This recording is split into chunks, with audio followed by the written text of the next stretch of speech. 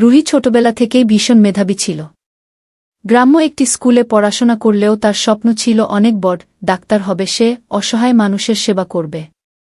বাবা ছিলেন একজন কৃষক, প্রতিদিন রোদে পুড়ে বৃষ্টিতে ভিজে মাঠে কাজ করতেন। মায়ের শরীরটা সবসময় দুর্বল থাকত। তবুও তারা দুজনই রুহির পড়াশোনার জন্য নিজেদের সর্বস্ব দিয়ে চেষ্টা করতেন।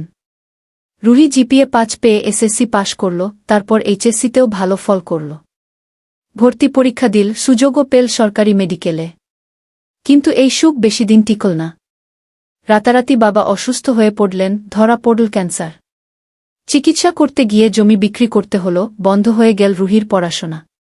সে বাড়ি ফিরে বাবার পাশে থাকল, চিকিৎসা চালিয়ে গেল যতটুকু সম্ভব। কিন্তু শেষ রক্ষা হল না। বাবা মারা গেলেন। মায়ের চোখে তখন শুধুই অন্ধকার। আর গ্রামের লোকেরা, তারা বলল, মেয়ে মানুষ পড়ে কি হবে? বিয়ে দে, ভালো ঘরে চলে যাক। অনেক বোঝানোর পরেও রুহির পড়াশোনা চালিয়ে যাওয়ার ইচ্ছে ধ্বংস হয়ে গেল। রুহির বিয়ে হয়ে গেল ৩০ বছরের এক প্রবাসীর সঙ্গে। বিয়ের পর স্বামীর আসল রূপ ধরা পড়ল, নির্যাতন, সন্দেহ, মানসিক অত্যাচার। রুহি দিনের পর দিন সহ্য করত। কোল জুড়ে এল একটা মেয়ে সন্তান। তখনই সে বুঝল, তার এই জঞ্জালে আটকে পড়লে মেয়েটার ভবিষ্যৎ অন্ধকার। রুহি সিদ্ধান্ত নিল, সে পালাবে না, সে লড়বে।